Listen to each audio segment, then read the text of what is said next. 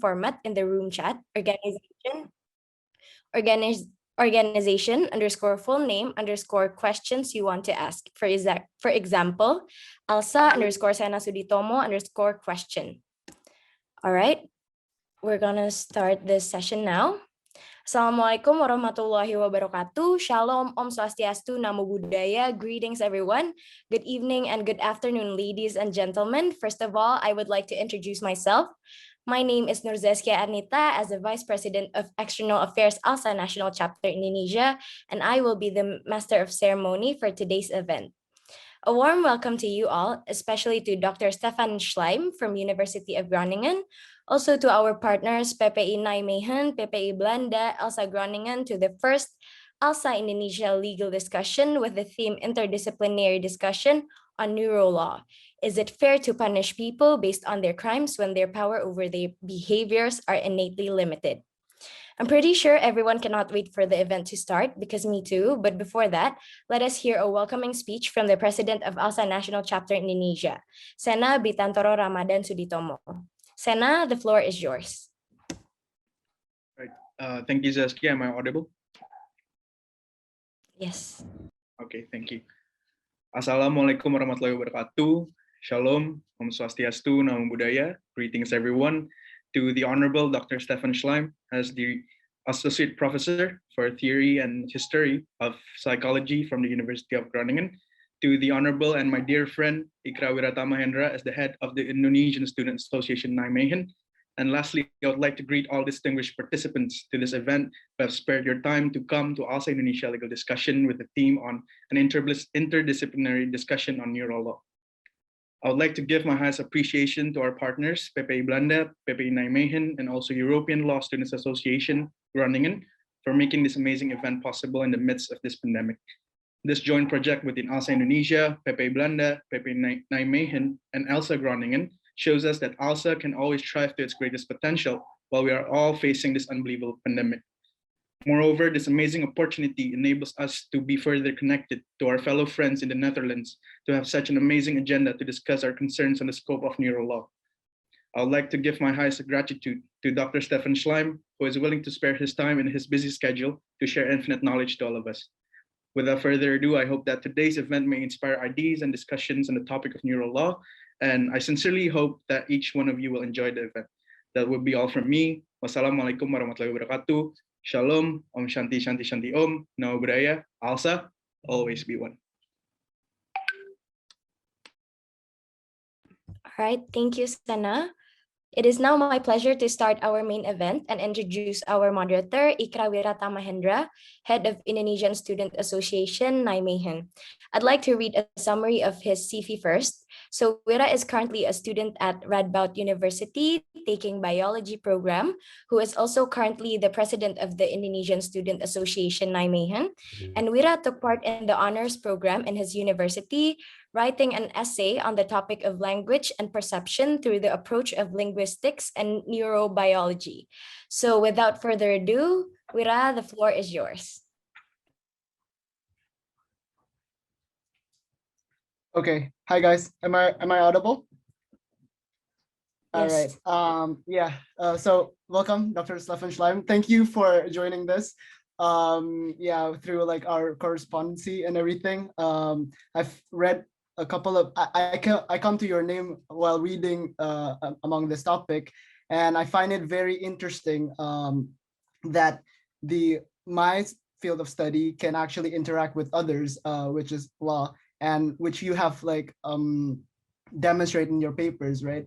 Also, like just a quick like background story of how this come about. I was just writing an article about terrorism and how the radicalization of these terrorists are actually conducted based on the neuroscience background of it. And I find it very interesting. And I was wondering if neuroscience can explain, you know, a criminal activity or a criminal activity, can it also be at least considered while writing our laws itself? So that I start searching on it, and I found about your name. And I contacted you and everything, and it turns out fine. And thank you for joining us this afternoon, I guess. Do you have any, before we go to like our moderator or like our sort of like talk show, do you have anything to present perhaps? Dr. Stefan? Yeah. Yeah, thank you very much for this very kind introduction on this Saturday. Selamat siang. I hope I pronounced that correctly. Yes. Ich spreche ein bisschen Deutsch. Ein bisschen Deutsch. Yeah, I'm indeed German originally also, but I've now been living for a long time in the Netherlands and teaching here at the university. Right.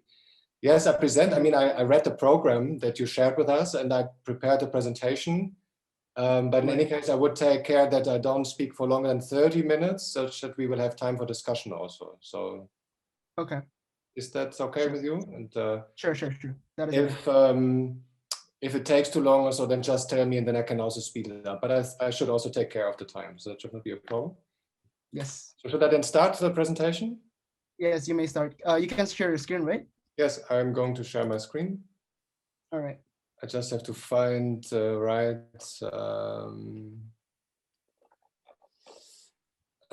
Sorry. I'm seeing all kinds of. 1 second. Buttons.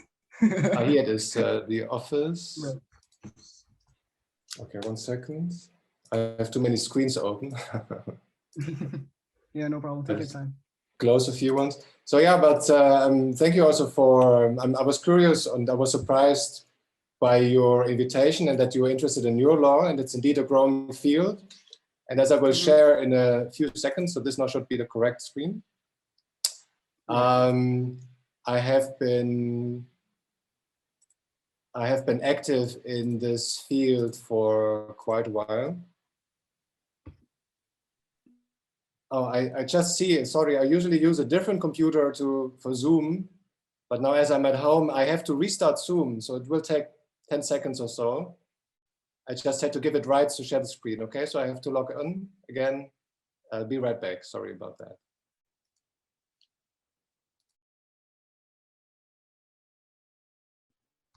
So yeah, we're gonna wait for Dr. Stefan Schleim to restart, I guess.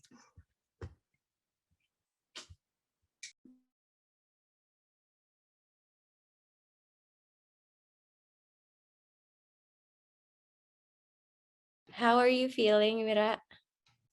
Nervous. How's everyone here? Oh, wait, there you go. I'll admit Dr. Stefan.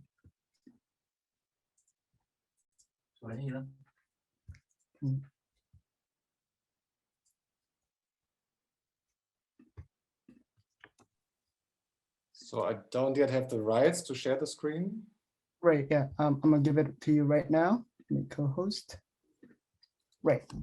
Okay, now suddenly I also see my own windows. That was the reason why I couldn't find it. So, okay. All right. So here it is. You should be able to see it, right? Right. And so then let me go full screen and go through the presentation. So, all right. Okay, so Neurolaw, a new frontier. And let me point out that in spite to the very nice introduction and the flyer that was sent around, I added this question mark here. So I think that the law, and this is a bit anticipating already my conclusion, the law or the neurosciences is inviting us to think about the categories that the law uses and also that we use in society. But my view is not that there will be a complete overthrow, which some scientists are suggesting that there should be. And I think that this makes actually sense if we imagine that, you know, what the function of the law actually is, and that it has a very important function to stabilize the state and to stabilize also society. And, you know, if we would just throw everything over every so many years, that would also be a bit odd. So the law, I think, is inherently a bit conservative. And to some extent, I think actually for good reason it is. So, but let me then talk you through my presentation. So I will first say a tiny little bit about Neurolaw, which may be a new concept for some of you. And then I have two examples. Legal responsibility, the first part will be about the age of criminal responsibility. So how old or from which age the law treats us as responsible actors, now particularly criminal law. And that's now actually a very interesting situation here, because in different countries, there are different age thresholds, age categories. So that's maybe also a nice topic for discussion. And I also looked up the situation a bit in Indonesia, but you probably know much more about that than I do. And then the second part is a bit this big discussion about, do we have free will or not? And I would also say a bit about that. And then if I have still time, I would finish with an outlook on neuroprediction. So the idea, does scanning people's brains allow us to predict who is going to commit crimes, or well, who dangerous people are, or maybe at what time a convicted criminal might be released from prison. So that's a bit what I want to do today. And in this first section by Neurolaw, I have now I emphasize some of my own research, and I hope you don't get the impression that I want to advertise it or to sell it. I'm not earning any money from that. I just thought that, you know, as I've been busy with this for a couple of years, it makes sense to also show some of my own research, some of my own work, but I also recommend the work of some others. But just to show you what else, or what's going on there. And now I'm, okay, so here's actually already from 2007, a Dutch translation from an article I originally wrote in German.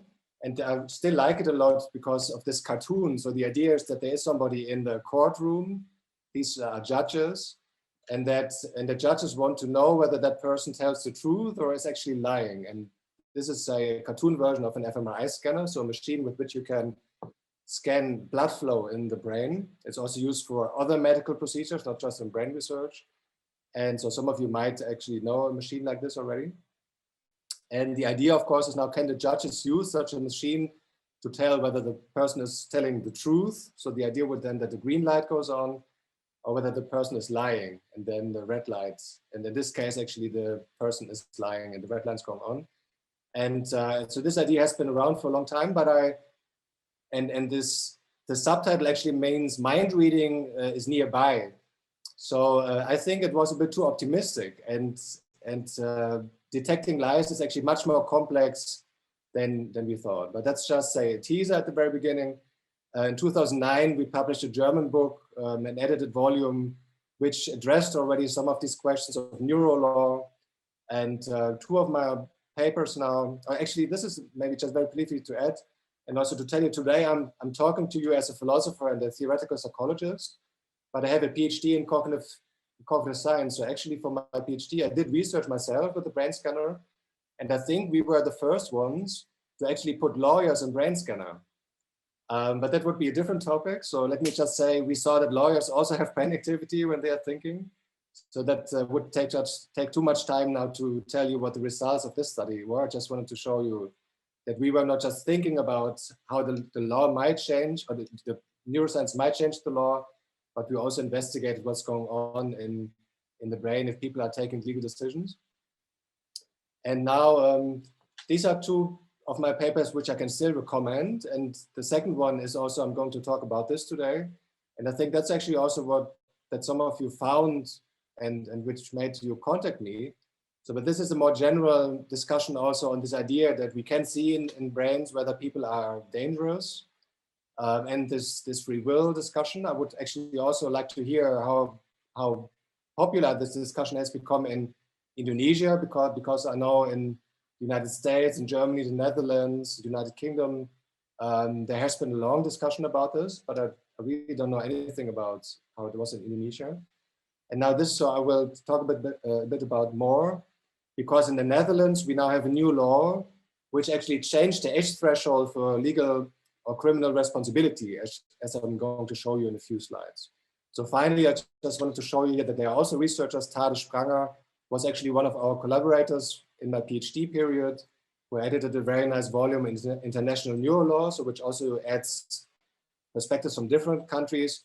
We have here in the Netherlands, in Utrecht, nearby, a psychiatrist, Gerben Meijnen, who is particularly specialized on this idea of legal insanity. So under which conditions people are not responsible anymore because of a mental disorder, for example. So if you want to plan a follow-up event, Professor Gerben Meijnen would also be a very good speaker. And you know, there would be so many more publications. I just wanted to make you acquainted a bit with the research and with some names. And if you look it up yourself, you will find many, many more publications about it. So much as an introduction. So let me get to my first part. And now I have on some of the slides, I might have a bit more text, but it's not important that you read everything. I will go through about this a bit more quickly, but just to tell you a bit about the context that now already 10 years ago in the Netherlands, there were also important elections then in that time period.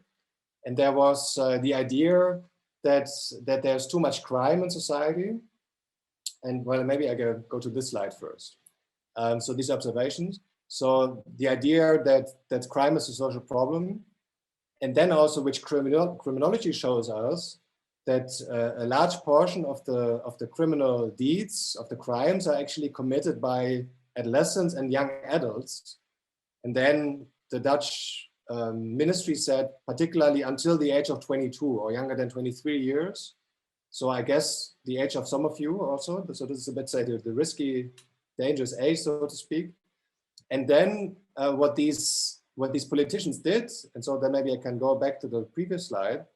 So there was a government or a public advisory board. It has a complicated Dutch name, Raad voor Strafrechtstoepassing en Jeugdbescherming. So it actually means the Council for the Administration of Criminal Justice and Protection of Juveniles, which in 2011 published a report to the government. And I have here now on the next slides a couple of these findings. So first of all, they also report these criminological findings that particularly younger people commit a large portion of the largest portion of the crimes. And then they also refer to developmental psychology. So that is a field in psychology traditionally that tries to describe, you know, from being a child, growing up, becoming a teenager, becoming a young adult, and so on. So which tries to describe which different phases of human development there are. And which also then partially explains that, for example, we hold younger people maybe less responsible. And one argument, at least here in Western countries, that I know is made very frequently, is that it is said that younger people are more subject to being influenced by others. So you're more maybe dependent on your friends' opinions. You're maybe not so strong in making your own decisions yet. And that's one reason why the law says that younger people are less responsible, because they are more subject to the influence of others. So that's also what developmental psychology supports. And then also, you know, rationality is often said is still not fully developed, and maybe impulsivity. So we cannot control ourselves very well until we get more grown up. That's another idea. So these are the more psychological aspects. And now what was new about the situation in the Netherlands, and which allows us also to speak of Neurolaw, that this advisory board that I just showed earlier now actually also made very strong claims about brain development, and it said that brain development continues into the 20s. So probably also many of you, still your brain is developing, and that therefore the maximum age for criminal responsibility, I'm showing a few countries in a few slides, should be changed. So that was the idea then in 2011. And then another idea for, you know, why do we actually punish people? Well, again, in Indonesia, and I read that it has a huge Islamic population. It's actually the country with the most Muslims around the world, I also read. So you might have different views. So I'm also curious maybe to learn more about that. But here the idea is that if you're younger, then when somebody commits a crime, the judges should think more about rehabilitation. So to help the people to become good citizens, you could say. And that if you're older, and your development is more or less completed, then the punishment, or what's called in English retribution, should then be taken more seriously. And the idea also for this distinction, rehabilitation for the younger ones, or integration for the younger ones, and punishment, retribution for the older ones, is actually depending on this idea that the younger people are still developing, so that they are not yet like fully developed as a person. So now to show you then in 2014, so this was actually not from the Dutch government. So this is when the law was passed in 2013, and it became enacted in 2014. So the Netherlands now, to my knowledge, has, based on, this was of course a very short summary that I just presented, but has, to my knowledge, now the highest age rate or age limit around of the whole world for from which it takes citizens fully responsible. And I also have here a few countries on the next slide. So example in Germany, where I come from, if you commit a crime before the age of 14, which is a pretty high age threshold in international comparison, you're not criminally responsible at all. So, and for that reason, for example, some criminal gangs, they might have young teenagers, 11, 12, 13-year-old children, break into houses, and they cannot be punished for that. I mean, there might of course be social control on some other things, but legally speaking, criminally speaking, they cannot be punished. I have to admit, I looked it up on Wikipedia, so I'm not, didn't have so much time to look up the whole research. I read that in Indonesia, it's pretty young, 8 years. In the Netherlands, it starts at 12. And now what I'm talking about here is this, 22. So I think it has now the highest age limit. So which means that until the age of 22, if you commit a crime in the Netherlands, and that might actually apply for some of you who are listening today, you might, by the judge, be found not completely responsible because of your age. United Kingdom, 10 to 18, and actually the United States, they don't even have a clear rule. There is, every state can have a different age threshold. So we actually see that there can be pretty big differences between the countries. And here, this question mark, hopefully somebody can tell me in Indonesia, it wasn't actually set on Wikipedia, from which age the law holds you completely responsible. I think that should be higher than 8, but hopefully you will tell me. So maybe very briefly, let me just say a tiny little bit about the neuroscientific evidence.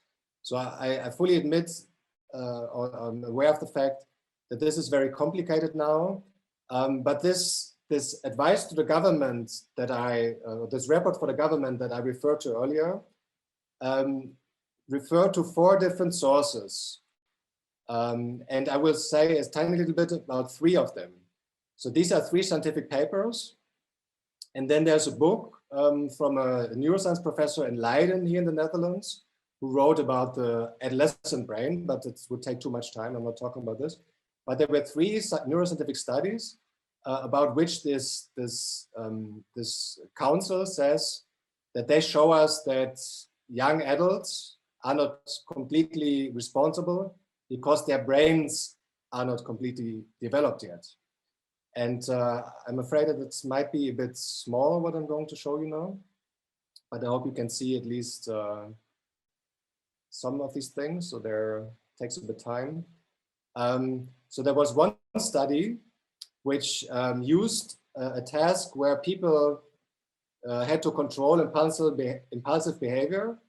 This is called a Stroop task in psychology. It's maybe let me make it a bit brief here. And now the important point is that this neuroscientific study, so fMRI, where the brain was scanned, brain activity was scanned, distinguished 3 different age groups. So it's children from 7 to 11, adolescents from 12 to 16, and then young adults from 18 to 22.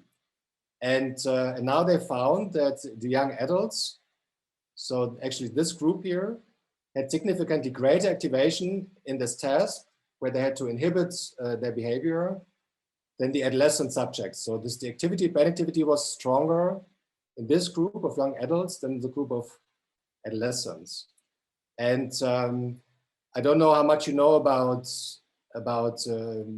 scientific research, but we always must ask ourselves how representative research is.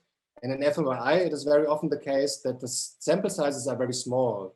So you can see there were 8 people, 8 children, 11 adolescents, and 11 young adults. So these are very small numbers, and this just tells us as scientists that we must be a bit careful, because this is just not representative. We would need maybe hundreds of subjects to have really reliable data. But now what is a bit surprising, so remember that the law now in the Netherlands says, because there are fewer differences between people until 22 and the younger adolescents, therefore we should treat them similarly. And the people who are older, so from 23 years or older, they can be punished more harshly. But actually this study doesn't provide very good evidence on this, because first of all, it actually didn't investigate the older ones. So the very interesting comparison would have been people 23 and older. and people until 22. So, but that's not what the study actually did. And then this study found actually differences between these group of people, which the law now treats more similarly. So the logics here is a bit difficult. So I'm just trying to show you here that the brain research maybe might not be that conclusive as was thought at that time. Another thing is, so there is, yeah, I'm sorry, this is very small, but I'm just talking you through this. In neurobiology, actually, we can see that, so there are different brain areas. So for example, about the sensomotor cortex, or here the prefrontal cortex. So these are the areas which are very often related to control. And actually the more neurobiological research, so which really looks at how the neurons are growing in the brain and how big the brain areas are. So the neurobiological research actually shows that until the age of 16, so much younger than the 22 years, the brain is already pretty much developed. So these lines are supposed to show how much development is going on. And you can see this is the age, like months of age and years of age. And actually the neurobiology now says that until the age of 16, the brain is already pretty much developed. And now finally, there was one study which looked at brain volume of different people depending on their age. So this is this one. And you don't have to understand all the facts here, but just to get the picture. So this just shows us, and this is a bit the central point here. This actually shows us that the rate of development in two different areas is, so this is the age again, 0, 5, 10, 15, 25, 30. So the younger we are, indeed, the more development there is in the brain. But actually the brain development goes on throughout the whole life. So also if you're 25, if you're 30, if you're 35, the brain still changes, which actually is already important to know. Imagine, for example, I would now start to learn Indonesian. It would probably take me much longer than when I were 20, but I could still learn it to some extent. So there must also now I'm about 40. So the older we get, so there are still changes going on. So what the important legal implication here is actually that the change in the body never stops. So what I'm actually about to say here is that the categories that the law then uses, and now you've already seen on the earlier slide that in different countries, they have very different opinions on that. The categories, in my opinion, they cannot be clearly derived from the neuroscience, because the neuroscience is talking about development which is continuous, although it changes. As I said, when you're younger, there's more change. When you're older, there's less change. But the law actually uses to treat us like in a one or all, you know, if you're younger than that, then you have no responsibility. If you're in that age, then you have a bit of responsibility. And if you're older than that, then you have full responsibility. So the law treats us in a different way than the brain research seems to suggest. And we might then wonder whether that should be changed. In the Netherlands, they did change it. And now a nice thing to show is that there is now a report by the government, which was just published very recently. And they're actually also referring to my study, which is very nice that also the government is seeing what some of us researchers are doing. And now what I was a bit surprised is that when I look up like how they refer to so this is Dutch, but I will translate it. So they actually precisely the point that I just told to you, that's what the government or the researchers for the government here say now, that there's a discussion that while the law now says that there's this threshold between 22 and 23, that the scientific research actually says that continuum in Dutch, so that there's a continuous development, so the development never stops. So there is somehow a friction between how the law treats us and how science seems to show that that the body is developing. And is this a problem? Maybe we can address that in the discussion then. But actually, unfortunately, they didn't discuss in this report. I was a bit disappointed about that the reasoning that they were using in this report, that reasoning does not seem to be so clear as they were suggesting. But at least they read my critique, so maybe somebody made sense of that. So a bit more brief than now my first section. I will say a bit about this free will challenge. And as I said, please also tell me whether this is also has been discussed in Indonesia. So the standard argument on free will is the following one.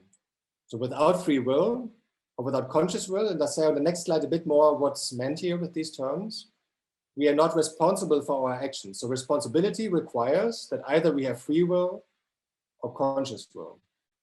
And then the argument, so that's not an argument in itself, this is just one part of it. Then the argument continues. And without responsibility, we cannot be guilty. So to say that you are guilty for doing this or for doing that, we must be responsible for that. And then finally, without guilt, so if we are not guilty, then punishment would be unjust. So the law requires that we are responsible for actions, that we can be guilty for our actions. And if we are not, then theoretically speaking, at least, the law must not punish us, because that's the justification of punishing us. Like, you are responsible for this, you're guilty for this, and now we get punishment. Actually, and then without punishment, our penal law must be overthrown. And you know, in English, we can use these two different concepts. You can either say penal law or criminal law. And this comes from Latin poena, which means pain or penalty. So this is a very central argument. So I said now, I say a bit about what these concepts, these philosophical concepts or psychological concepts mean. And you can imagine that this is a very long discussion, which we have now to summarize here very briefly. So free will, as philosophers define it, is about the question between determinism versus indeterminism. So, you know, there are some scientists who say that the universe is just like a machine, and that at the moment that the universe started to exist, just natural law is going on, and that we then might have actually no possibility to change anything, because on the physical level, natural level, everything is already decided. And then there are others who say that's not true, and that there's actually something like determinism, so things that are not determined on the natural level. And now the question that philosophers have been discussing for hundreds and hundreds of years already is, could we have decided differently under exactly the same circumstances? So imagine that the situation, everything would be the same, but I would say something different now than what I just said. Is that possible? You would do something different than what you are doing right now, like, for example, watching. But when the situation is precisely the same, everything else is precisely the same. So that's free will. And conscious will, that's a bit more a scientific discussion, not so much a philosophical one, is then, do we have conscious control of our decisions? And then some brain researchers actually said that there are brain areas which are determining our decisions, but which we don't have control of consciously. So in a way that we are controlled by our brain, but we cannot control ourselves. So these are the two ways that this argument that I showed you on the previous slide was made over and over again. And then some people actually say, so the law must be changed. So, but my view is, you know, the following slides, so think about this. Well, first of all, that's a link between the previous section and this section, and then I show you my own view. So the first section, you know, when we are talking about the age from which we should be treated fully responsible in the law, this actually presumes that we can be responsible, you know, and then it just distinguishes how old or how developed, or, you know, for example, there's some people maybe with a severe mental disorder who don't know what's going on. Are they responsible? So these kinds of discussions presume that generally we can be responsible for our actions. And then we have different ideas on the age of limited or full responsibility.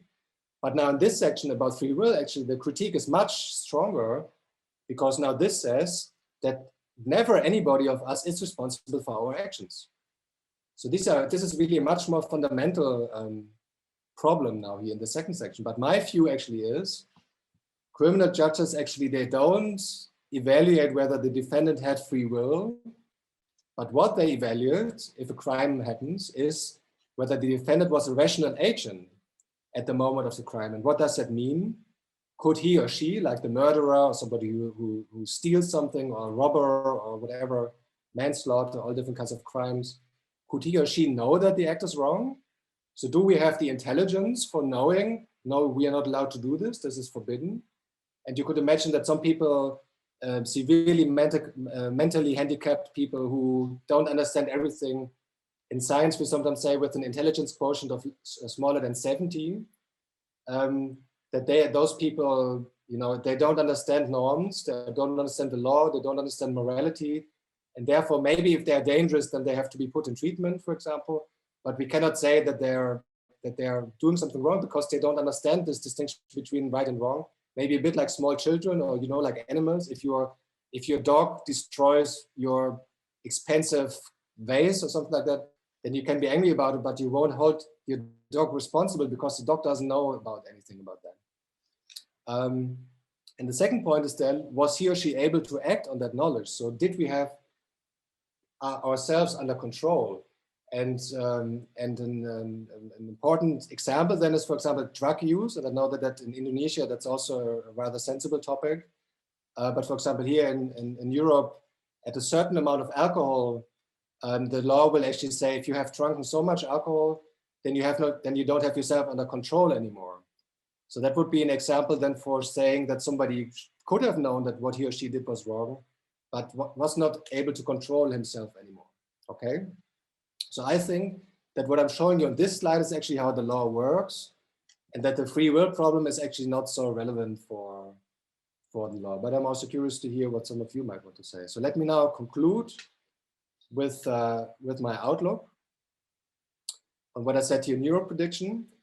And I have a quote from a professor from the United States. Adrian Rain is his name, and he's one of the leaders in forensic psychiatry. And in 2013, he wrote this book, The Anatomy of Violence, The Biological Roots of Crime. And in the last chapter in this book, he's talking about what the future might look like. And I have here another long quote, but let me just briefly summarize it. And that's actually based on a criminal novel, which I also show you in the next slide, which I can recommend to you very much. But he thinks about a future in which actually only men, so because he says men commit more crimes. So when men get become adults, so in many countries now the age threshold is 18 for that. So when you're a man and you become 18 years old, then you must go to a hospital, and they will take so some blood maybe, and investigate your genes, and they may put you in a brain scanner, and they might look at some brain activations. And if then the scientist says that you look dangerous, like you have some risk markers for committing a crime, then actually Rain says at some time in the future, and he says 2033, so he supposes that at that year, so in about a bit more than 10 years, science might be that far, then those people whom the scientists say, or the doctors say, you look dangerous, before committing any crime, they should be put into a preventive detention, like an island, something like this, such that they cannot commit any crimes. And this is, of course, if you think about the liberal state and the law, that's, of course, a very sensible issue, because these people never committed anything that was forbidden. And just because the scientist says, you look dangerous, they should be locked away. So I have here like a poster, mandatory brain scans. So all men should be checked for whether they are dangerous or not. And this is not a novel on which this is based, Philip Kerr. So I can this a philosophical investigation. If you like crime novels, it's a very intelligent one. And it's playing with this idea of determination. So how much is our behavior already determined? So if you like to read novels, it's really a very intelligent, very, very intelligent crime novel. And there are researchers like here, Kent Keel from the United States, who actually are doing that kind of research. And Keel, he had an fMRI truck. So this was a mobile fMRI scanner actually developed by a German company, Siemens. But with this truck, he went in the United States into high security prisons, and he would investigate murderers like this one, convicted murderers. And then he would say that they have abnormal brain activity, like in the amygdala, a brain area that's very often related to emotion processing and also aggression. And then Kent Keel would actually be a witness in court, and he might say, because of the difference in the brain activation of this convicted murderer, he was less able to control himself. So also remember what I said earlier, knowledge and control. So this is how the law works in these countries.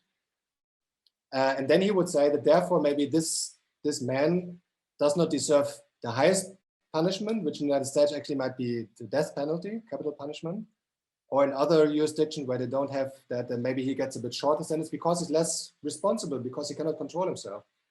But actually the prosecutor, this is important also to say, the prosecutor might say, but well, if it's in the brain, that makes him actually more dangerous because he cannot control it and it cannot be changed easily. So maybe that guy is actually so dangerous that society could get rid of him.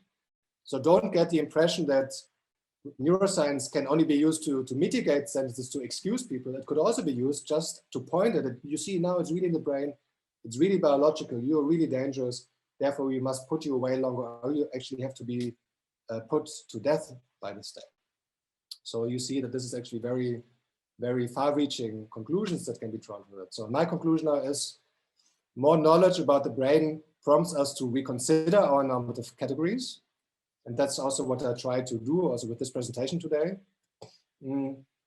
But I personally, there are some scholars who have different views, but I personally don't see the potential to completely overthrow the legal system though. So I think the law works to some extent and also for some good reason. And we can discuss, should this be changed a bit or that be changed a bit, you know, as we get more knowledge. But I think more or less the law is a stable system. And which is also not surprising because the law is based on behavioral and social categories. You know, we see that children, for example, don't understand right and wrong, very young children at least. And therefore the law says they should not be punished. So also from watching people, we can already learn a lot. And now it were odd that now that we can look at the brain, we would finally find completely different knowledge because we already have thousands and thousands of years of society, you know. And neuroprediction must also consider socio-psychological variables. So if we, for example, predict how dangerous somebody is when he or she gets back into the society, we also must know, for example, will he or she be in a family where he or she can get support? Will he or she have chances to find work, you know, which stabilizes people, workless people, maybe they have a higher risk to steal or to commit crimes to get money, you know. So this idea that just by looking at the brain, you can tell whether somebody is dangerous or not is, I think, very limited. So, and therefore, I think what's happening now, particularly in the United States, as with the example that I just showed you in the earlier slide with this murderer, so fMRI and other tools, they're mostly used for mitigating punishment in capital cases, so where really the life of the criminal is at stake. And why is that so? Because here the law has a very low threshold. You know, the state says, when the defendant is actually made even be killed, put to death by the state, or sentenced for lifetime, then we must give the defendant all the chances that he or she has to show that he or she might be less responsible. So the threshold is lower, and then also fMRI will be admitted as evidence. But to my knowledge, and Nita Farahani, if you can look up her research, she's keeping track of these developments. I think that's also what she confirmed. So that's particularly now how these scanning techniques are used in court cases. So with that, now I've talked a little bit more than 30 minutes, but I hope it was still interesting for you. So I will stop sharing the screen, and then I'm also curious what you might have to say. All right, thank you so much for your presentation. I found it super interesting, which is actually, I'm really glad because for this discussion itself, I wanna, hit the topics, around 3 different topics. The first one is like jurisprudence, which is like the philosophy of law itself. And then we can go to like the court proceedings on how like, practically lawyers and perhaps other people in court can actually bring neuroscience as a tool of evidence. And the third one is punishment and rehabilitation. So like it's a whole flow of like criminal justice system, right? First, you make the law, and second, you apply it, and third, you actually give the sentencing or the punishment or whatnot. So first of all, the technicality of this discussion, I will first ask you the question for the first topic, and then you can answer, and perhaps other people would have some other questions upon it, and then we can discuss further on that one. Okay, friends, for those who actually wants to ask in Indonesian, it's fine. I can help translate it for you, and we can proceed otherwise. Yeah. So first, I want to talk about jurisprudence itself. So yeah, jurisprudence is the philosophy of law and how law is created and to what function, right? I saw like this interview by Joshua Green of Harvard. He says that Neurolaw can be a segue to understanding the purpose of law itself. Yeah, so he suggested that we move away from retribution to prevention of criminal activity or criminal deviances in the future. And that's what law is for, the primary function of the law itself. And how it can govern social behavior, basically, right? The current debate being, if Neurolaw is able to show that, as you said, human behavior is almost mechanistic or a machine, because that's like the first course in philosophy, right, in science, that there's two type of understanding of the world or whatnot, that life is just a machine, or actually it has a bigger purpose on it, right? Yeah. So if Neurolaw is able to show the mechanistic nature of behavior, how does law still becomes relevant? Because if we see that a person could not be fully responsible for their actions, and it's almost like an action reaction type of reaction, how do you like apply it? How do you still justify that we can actually still apply the same rules of law that we know before? Yeah, so to what extent is the mechanistic nature of behavior change our understanding of criminalism, perhaps? Maybe you can expand. Yeah, so that's a good point, and you call it mechanism. Another word that some of you might have heard is actually also materialism. And this is would be, we don't unfortunately have time today to discuss it fully, but that's also an interesting topic. You know, as we said before, Indonesia, for example, is a country with a large majority of Muslims, and religions, they also have ideas on what human beings are. And materialism now says that we are just molecules and atoms, and that we are not, in principle, we are not different from a stone, you know, or from animals in nature and from other things. So, and traditionally, religions, they have a different understanding of what human beings are. And also there are less religious views, like, I don't know if you have humanism is one alternative. So where human beings are described as a bit what I said, like rational agents, so that we can think, we can reflect, we have knowledge, and then we can decide what the right thing is to do. And if we do the wrong thing, we know that, and we take responsibility for that. So I think that's the human, or the image of what it means to be human, that the law basically works on. And that can be compatible with religion, but could also say we don't necessarily need religion. But now, as you say, if we take the materialistic point of view, so we are just like atoms, molecules, neurotransmitters, electric currents.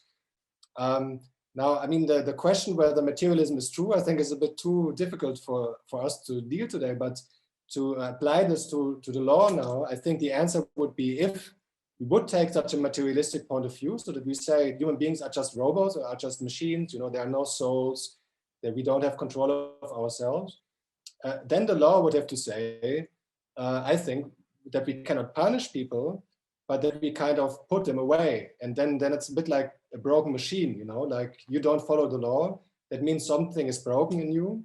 But that's not on speaking about right or wrong, because right and wrong doesn't exist in the materialistic world. It just means you are broken, you don't follow the rules, and therefore you are put away, like also Adrian Rain said, like this island for the dangerous people. And when a scientist can repair you, or when it just happens that the dangerous thing in yourself disappears, then you can be released to society again. But if it's not possible, then you have to be locked away. So I think that would be the alternative. So if we would let go of this idea that we are rational beings, whether that's religious or not religious, then materialism, and then we could only lock away people for being broken in a way. So that would be the alternative view. And I personally don't take that view. I just want to tell you what the alternative would look like. And indeed, some people actually say that human beings are not in principle different from other animals or from other objects in the world. And then they question whether the categories of the law really make sense. Okay, I think I have a question for you from Unsri. It's a university in, if I'm not mistaken. He's asking that how neurocriminology has made, like, if people act, like you've said that maybe humans are not really different from other animals, right? I think what he's trying to convey here is that there are some humans that are actually different from other humans. That is physiology. They have like a physiological inherited differences in their brain, that they could not actually control. So maybe some people with neuro-atypical brain, can you actually apply the same law to them? And if so, how do you prove it? Is like technically, maybe you can explain how these fMRIs or other brain scans or brain imaging technology can show you that this person has an actual innate difference in terms of neurology, I guess. Can you please expand? Yeah, so on one of the slides, I also showed the book from this forensic psychiatrist in Utrecht, which was about legal insanity. And this is not about the topic. So some people, legal insanity is one word for this, which means that some people have such a mental disorder and that they might either be psychotic, so that means they might have hallucinations, so they might not understand what's going on. They might have paranoid beliefs like, you know, my boss is possessed of a devil and now I must kill my boss. So that would be a classical example. So such cases are rare, but they do exist. And now the question was also, can we see this in a brain scanner or genetic research? So my view on this is that there is some research from genetics and neuroscience which shows then in the body differences, but these are always usually very small differences. So we are talking about small statistical differences, and this makes it very difficult to speak about an individual case. So there are some cases, I know, for example, in Italy, where a murderer was excused partially because their neuroscientists said that he had genes that made him more prone to aggressive behavior. And then the judge in Italy said, okay, then you only get like 6 years instead of 8 years, for example. But this is very controversial, you know, but the judges are usually very free in assessing the evidence. And if a judge is convinced, then the judge might do that. But I think generally speaking, what a forensic psychiatrist will do, he or she will look at the family history. He or she will look at the behavior. You know, for example, imagine myself, you know, I'm now an associate professor at the university. If I would commit a crime tomorrow, which I'm not planning to, but let's just assume I would do it tomorrow, and then I would be in court in a month or so, then I couldn't say, you know, I'm not intelligent, you know, because we know from my CV and from my history that I'm a pretty rational human being. So what a forensic psychiatrist would do, he or she would talk to the defendant, would look at the behavior, would look at the history, and everything together would then give the person a clear view on the basis of which he or she can say, well, that defendant is responsible. And actually in the law, it's very often the case that we speak of diminished responsibility. So it's not just all or nothing, but there are many cases in between. And then, for example, we might say he or she is somewhat responsible, so that somebody is totally irresponsible. That doesn't happen so often. And these are people who are really so severely impaired that they probably cannot live on their own. So they need treatment all the time. And by the way, I don't know how that is in Indonesia, but in many other countries that I know, if you have diminished responsibility, but you commit a very severe crime, like something like rape or murder, or, you know, where people are really severely damaged, then that might mean that after the prison sentence, so you will get punishment, but after the prison sentence, you might get indefinite treatment, forced treatment in a psychiatric institution. So in the end, you might actually stay longer away from society than if you were fully responsible, and you might get maybe 6 years of prison and then you are released and then they say, now you served your sentence. But if you have diminished responsibility, that could mean that you will be put into forced treatment. And then as actually this vision that Adrian Rain showed, that scientists have to assess every year in Germany or every 2 years in the Netherlands, is that person still dangerous? Can we release him or her to the society? And until they say you are safe enough, then you will stay locked away and in psychiatric treatment. So that's also important to realize. Right. It's almost like the case of drugs rehabilitation law in Indonesia, if I'm not mistaken, that drug misuse is still punishable by law, but they will extend them with rehabilitation of detoxification or whatnot, right? So you ended up having a longer sentence or a longer period of time where you need to dwell with the law enforcement people. That is a very interesting discussion, because then in here, like, I can probably conclude that there's no line of demarcation, right? Where like this certain degree of neuroatypicalism is permissible and others are not. It's more of like a spectrum, and you need to see each case holistically, because usually these type of people are in the far most percentile of difference, right? Those who are actually quote unquote permissible are very rare, let's just say, which is an interesting segue to the second topic of discussion, which is the court proceedings. So like I've been doing my research, right? And I've seen that the first case of brain scans usage as evidence are done in the United States. In the case of John Hinckley versus the United States government on his attempt on killing President Ronald Reagan. And he pleads insanity, and he actually got it. He got determined as insane and could not be legally responsible for his doings, right? And ever since, it has grown. Like the usage of brain scans in courtrooms has grown quite significantly. Even in the past decade, it has doubled. But still, it's not as common as you think it is. It's still like almost only 5% or of murder trials, and only 1% of the total court session, I guess. And yeah, in 2008 in India, which is this is a very interesting case for me, because like they actually use brain scan as a lie detector test, in which are very questionable, and the justification of that are very much debated by scientists around the world.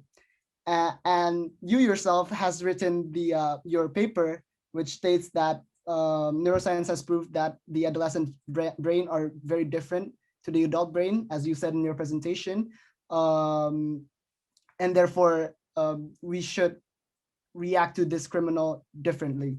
But since most of our audience are lawyers, and they perhaps want to have like something to take home for them in future cases that they will probably face, what is the realistic ways of lawyers using this neuroscientific tools as evidence in court as of today? Yeah, can you please explain about that? Yeah, great. And I see you're really very well prepared. You looked up old cases that even some colleagues don't really know.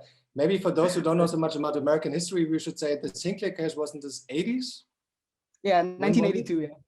Yeah, 1982. It's a while that I wrote about it.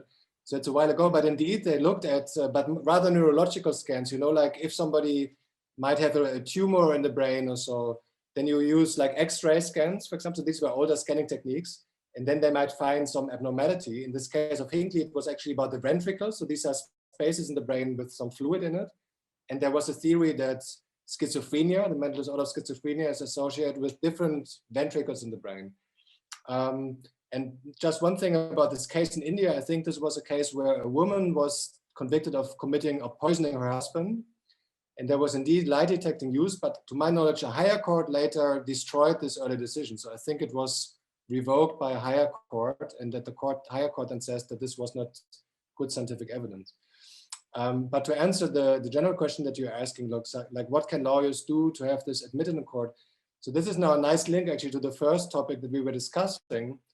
Of course, as a lawyer, what you're doing is you're trying, so a lawyer of, you know, the defendant, you're trying everything you can do to defend your client. As the prosecutor, who in a way is also, of course, a lawyer, you are then trying to, for example, show that that person is maybe responsible or dangerous or guilty or whatever. So, but the problem here is that every jurisdiction has different standards on under which conditions it allows scientific evidence. For example, in the United States, there were, about this lie detection topic, there are some jurisdictions, you know, in the United States, they have a system where they use the jury. So the juries are the fact finders. So the jury has to decide whether somebody's guilty or whether somebody says the truth or not. And there are, for example, judges who said, so now you want to introduce a scientific lie detector, but in our legislation, it's the task of the jury. And these judges say, and we believe that the jury of maybe 12 citizens, they can do it, you know. And then there are scientists who say, well, you know, people can be wrong, but it's a decision of the legislation and or the jurisdiction and the judge in the end. Many countries, they say that the method must be generally scientifically approved, scientifically accepted. And fMRI is certainly scientifically accepted now for some 20, 30 years. I did my own PhD research with it. But now the problem is you know, as scientists, and some of these studies that I showed you, they were investigating 20, 30, 50, whatever, so many people. And then you are making a judgment about a whole group of people. But in a court case, it's about an individual, it's about your client.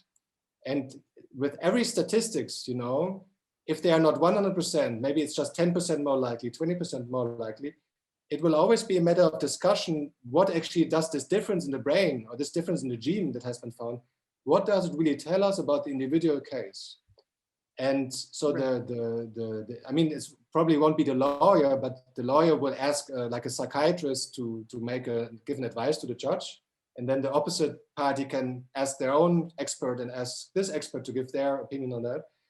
I mean, you always have to argue. And I think if you have already, from the family history, from the criminal record, from the behavior and everything, you already have evidence that there might be something not normal in the development of that person or the mental state of that person. And then you also have neuroscience evidence to support that. I think then you can make the case stronger. But in a case where, for example, like the example that I said, you know, imagine I'm just, you know, as a professor at the university, never committed a crime and everything. If now I would commit a crime and suddenly somebody would say, you know, but this professor, he was crazy, that would be hard to make the case because we already know from my history that that's not really very likely. So what I want to say is, if you just look at the brain or just at the gene, it probably will never be the case that this will be sufficient to prove that somebody is insane. If somebody is really insane, then that should be also visible in the behavior and in the family history, for example, in the record of that person. Right. I hope that answers, because I've seen like some questions here. Noval actually asked about that from UNPAD, so University of Pajajaran. He asked like, you mentioned like the juror, right? The jury system. However, I don't think in Indonesia we have such thing. Please correct me if I'm wrong, my friends. But basically, he was asking like,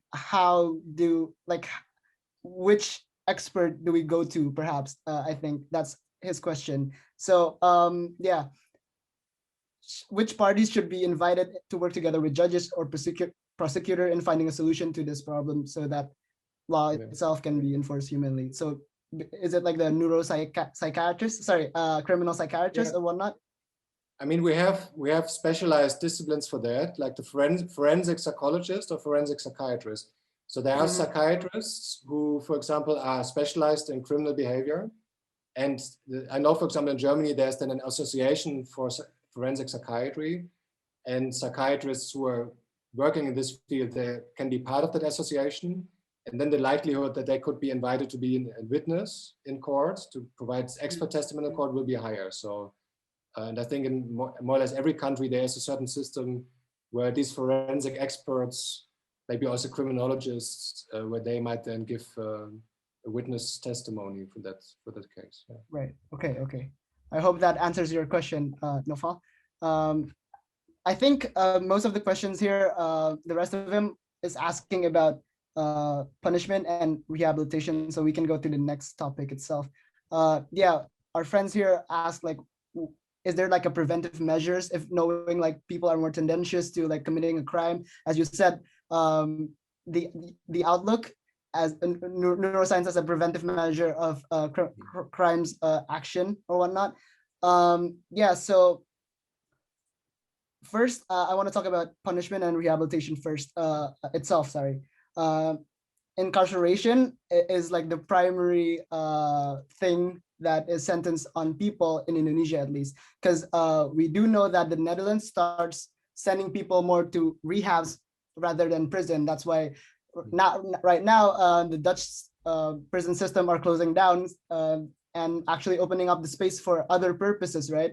They even have like this role play games that is conducted in the old prison buildings. But in Indonesia, that's not the case. In Indonesia, most of them go straight into jail. And also, based on my research, there's a reduction of control, self-control, after 3 months of incarceration. And these are actually proven in the prefrontal cortex activity that controls executive functioning. So in my mind, this seems contradictory almost, that we are trying to rehabilitate people, but in doing so actually prevents them from being able to reintegrate to society, since they have lesser executive functioning. Yeah, and there's some other cases about solitary confinement and whatnot, which is also another big topic. But understanding the findings of neuroscience, how do we try to achieve the goal of correctional institution? Because now in Indonesia, it's no longer prison, it's correctional facility. I don't know if that's like just the government ways of softening up their, law enforcement techniques. But how do we understand these findings and actually try to achieve a goal of reintegrating these criminals that have done deviances to society based on the neuroscience findings? Yeah, thanks. And by the way, I just wanted to say, the time is always running out at such events. So those who have questions which we cannot address, you are also welcome to send me an email. The reason why we chose this day today, this Saturday today, was because our academic term now in Groningen is coming towards an end. So I had a lot of stress until yesterday, actually, but now almost all the exams are done and everything is finished. So I have more time now again. So if you have a question, then you're welcome to send me an email. Yeah, but this point about rehabilitation and retribution, I would like to say, I'm a philosopher and a theoretical psychologist. So let me first tell you, I'm not saying that I know what is right and wrong for society at large. So we are also talking here about a very difficult moral issue. Imagine that somebody really harms you, and not just accidentally, but intentionally, like somebody really wants to harm you. I think that for many people, of course, you must transculturally be also aware that there might be differences between cultures. But I think many people, and maybe even the families, might feel this person who caused harm to my husband or to my daughter really deserves punishment. I think this idea that somebody does something wrong intentionally and then has to be punished, I think that's really a strong idea in human history. And we should also consider that there is this demand for retribution. And now some scientists are taking a more, sometimes called liberal or progressive view, that they say we should move away from retribution to rehabilitation and rather help those people who committed crimes to be good citizens. And I think there's also good reasons for that. And particularly if we say we want to live in a safe society, then we would rather like to prevent crime, I mean, that would be the best world, would be the world where there's no crime at all. So these two ideas, retribution and rehabilitation or prevention, I think they should be balanced. And what we know, I think, probably in many countries is that just locking people into prisons, which might also be pretty tough environments, and imagine, for example, maybe some young people who did a mistake and then they're immediately sent to prison, and then maybe they meet their more severe criminals, and then they are under the influence of these more dangerous people, and then they are released after a few years. Have they become better people? So I think we must, if we want to prevent crime, then I think this idea of rehabilitation and reintegration is really very important.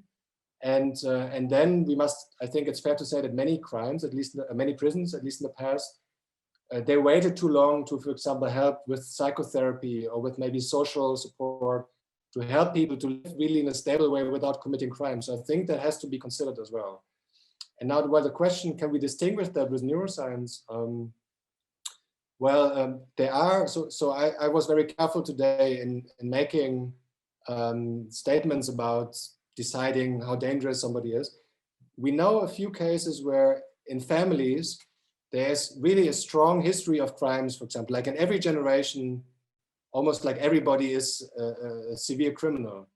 And in some of these families, they found genetic differences, which pretty much support this idea that in them, this is really a biological situation. Like they cannot change they cannot behave differently. Like, for example, you just provoke them or you just look at them and they immediately get upset and might immediately attack you and even harm you strongly.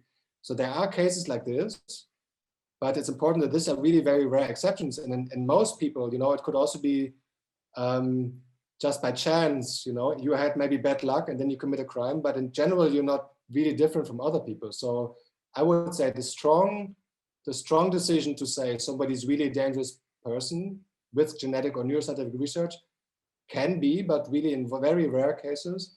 And generally speaking, we're just talking about statistical likelihood.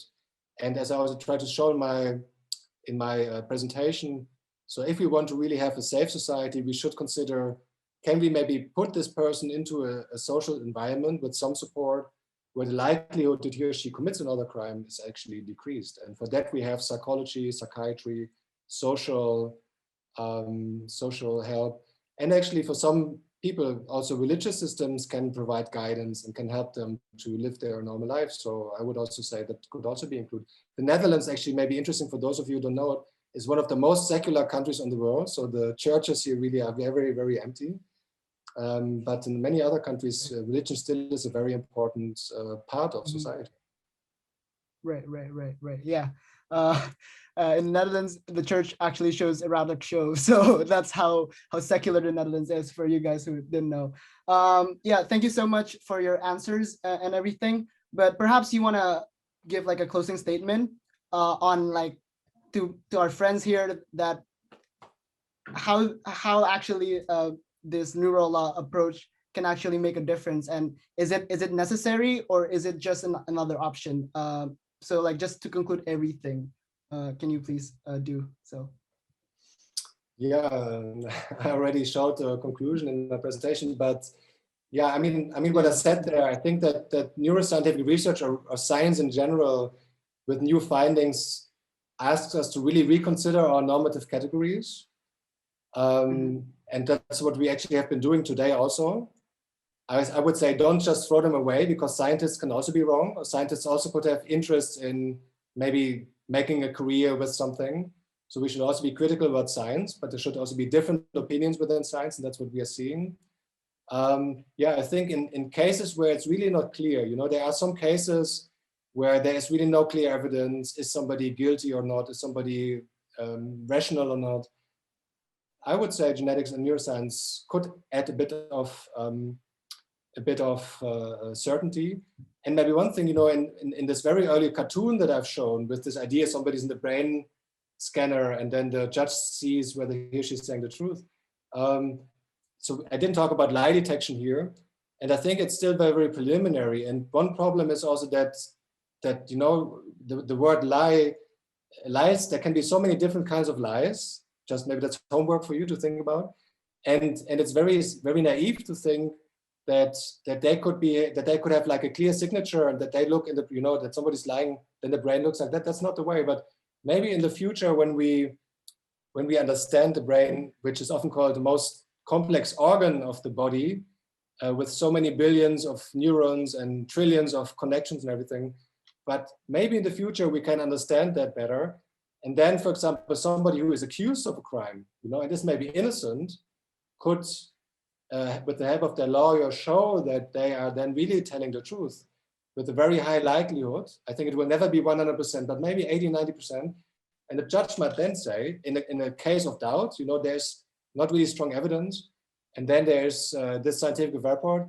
And then the judge might say, well, okay, now the evidence that this person is not guilty is not stronger, and therefore we release that person who is really innocent. So I think that might be a way how science might really improve these legal cases. Yes. Okay, thank you so much, Dr. Stefan Schleim.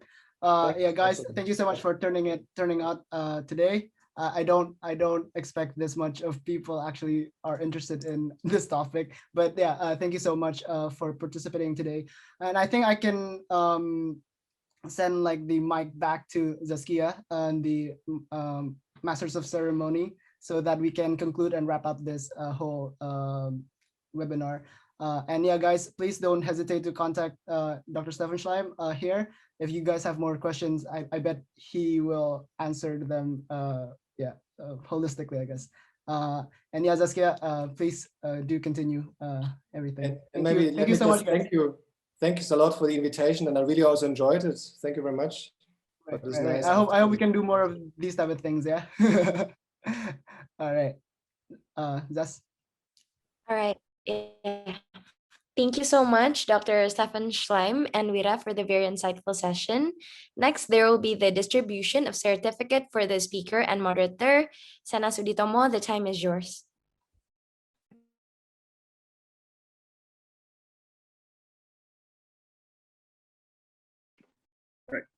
Should we wait for the certificate to be portrayed?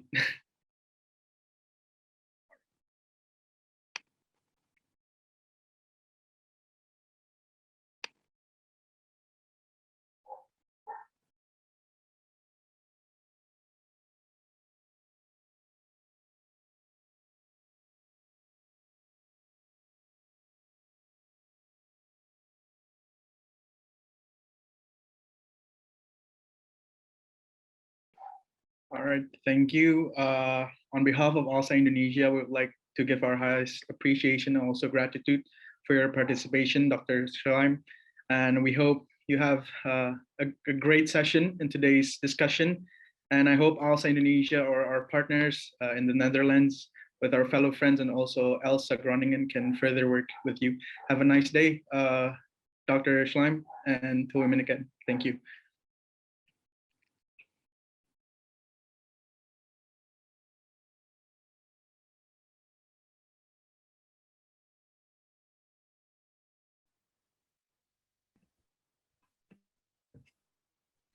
All right, so before we separate, let us have a little photo session to capture this amazing session. So can everyone please turn your camera on? I guess we can give the certificate first to Wira and then we can proceed with the photo session. Yes. All right. I don't mind you guys.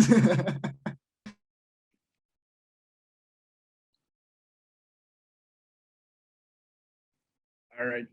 On behalf of ALSA Indonesia, thank you, my friend Wira, for partaking in this event. It was an amazing session with you and also with Dr. Schleim himself. And I hope all the best for Pepe Naimehin and the rest of your colleagues and friends. And also thank you for Pepe Blanda to be partaking in this event. Hope to see you soon. Stay safe and also stay healthy.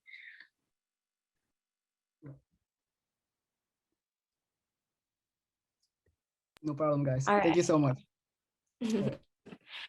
Okay, so let's move on to the photo session. Can everyone please turn on your cameras and smile? Okay, so there's 4 slides. I want to take the pictures. So 1, 2, 3. Okay, next slide. 1, 2, 3. Next slide. 1, 2, 3. Slide.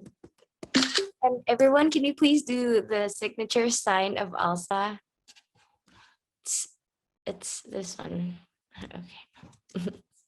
Okay. 1, 2, 3.